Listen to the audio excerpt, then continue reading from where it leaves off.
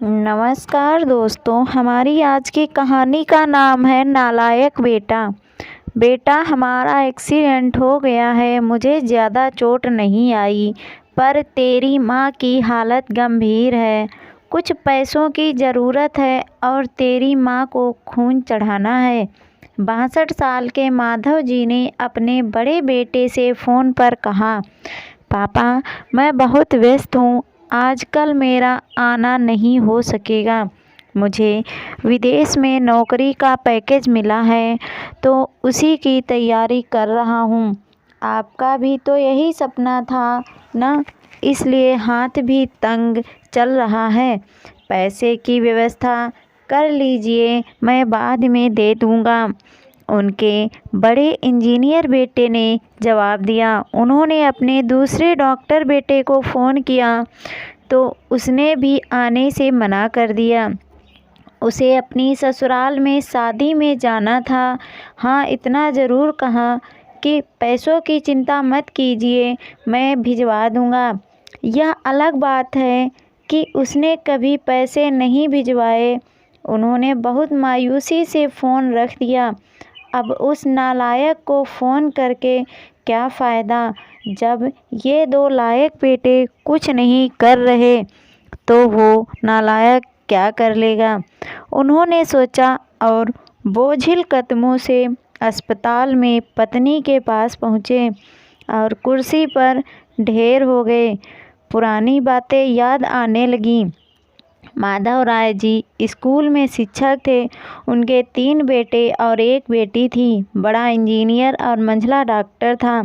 दोनों की शादी बड़े घराने में हुई थी। दोनों अपनी पत्नियों के साथ अलग अलग शहरों में रहते थे। बेटी की शादी भी उन्होंने खूब धूमधाम से की थी। सबसे छोटा बेटा पढ़ाई में ध्यान नहीं लगा पाया था। 11वीं के बाद उसने पढ़ाई छोड़ दी और घर में ही रहने लगा। कहता था, मुझे नौकरी नहीं करनी, अपने माता पिता की सेवा करनी है। पर मास्टर साहब उसे बहुत नाराज़ रहते थे। उन्होंने उसका नाम नालायक रख दिया था। दोनों बड़े भाई पिता के आज्ञाकारी थे, पर वह गलत बात पर उसने उनसे भी बहस कर बैठता था। इसलिए माधव जी उसे पसंद नहीं करते थे।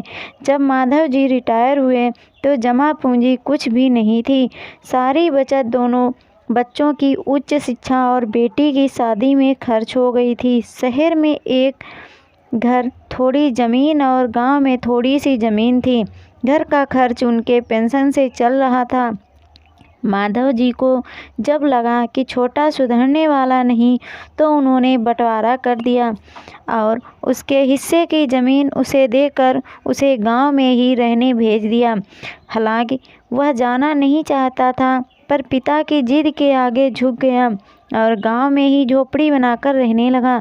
माधव जी सबसे अपने दोनों होनहार और लायक बेटों की बड़ाई किया करते। उनका सीना गर्व से चौड़ा हो जाता था, पर उस नालायक का नाम भी नहीं लेते थे। 2 दिन पहले दोनों पति पत्नी का एक्सीडेंट हो गया था। वह अपनी पत्नी के साथ सरकारी अस्पताल में भर्ती थे। डॉक्टर ने उनकी पत्नी का ऑपरेशन करने को कहा था। पापा पापा सुनकर तंद्रा टूटी तो देखा सामने वही नालायक खड़ा था। उन्होंने गुस्से से मुंह फेर लिया, पर उसने पापा के पैर छुए और रोते हुए बोला, पापा, आपने इस नालायक को क्यों नहीं बताया? पर मैंने भी आप लोगों पर जासूस छोड़ रखे हैं। खबर मिलते ही भागा आया हूँ। पापा के विरोध के बावजूद उसने उनको एक बड़े अस्पताल में भर्ती कराया, माँ का ऑपरेशन कराया, अपना खून दिया, दिन रात उनकी सेवा में लगा रहता कि एक दिन वह गायब हो गया। वह उसके बारे में फिर बुरा सोचने लगे थे कि तीसरे दिन वह वापस आ गया। महीने भर में ही माँ एकदम भली चंगी हो गई। वह अस्पताल से छुट्टी लेकर उन लोगों को घर ले आया। माधव जी के पूछने पर बता दिया कि खैराती अस्पताल था, पैसे नहीं लगे हैं, घर में नौकरानी थी ही। वह उन लोगों को छोड़कर वापस गांव चला गया। धीरे धीरे सब कुछ सामान्य हो गया। एक दिन यूं ही उनके मन में आया कि उस नालायक की खबर ली जाए। दोनों जब गांव के खेत पर पहुंचे तो झोपड़ी में ताला देखकर चौंके। उनके खेत में काम कर रहे आदमी से पूछा तो उसने कहा, यह खेत अब मेरे हैं क्या? पर यह खेत तो उन्हें बहुत आश्चर्य हुआ। हाँ, उसकी माँ की तबीयत बहुत ख़राब थी, उसके पास पैसे नहीं थे, तो उसने अपने सारे खेत बेच दिए। वह रोजी रोटी की तलाश में दूसरे शहर चला गया है। बस यह झोपड़ी उसके पास रह गई है, यह रही उसकी चाबी। उस आदमी ने कहा। वह झोपड़ी में दाखिल हुए तो बस उस नालायक की याद आ गई। टेबल पर पड़ा लिफाफा खोल कर देखा तो उसमें रखा अस्पताल का 9 लाख का बिल उनको मुंह चिढ़ाने लगा। उन्होंने अपनी पत्नी से कहा, जानकी, तुम्हारा बेटा नालायक तो था ही, झूठा भी है। अचानक उनकी आंखों में आंसू गिरने लगे और वह जोर से चिल्लाए, तू कहाँ चला गया नालायक? अपने पापा को छोड़कर एक बार वापस आ जा, फिर मैं तुझे कहीं नहीं जाने दूंगा। उनकी पत्नी के आंसू भी बहे जा रहे थे और माधव जी को इंतज़ार था अपने नालायक बेटे का अपने गले से लगाने का। सचमुच बहुत नालायक था वो। कृपया कहानी अच्छी लगी हो तो लाइक, शेयर, सब्सक्राइब अवश्य करें।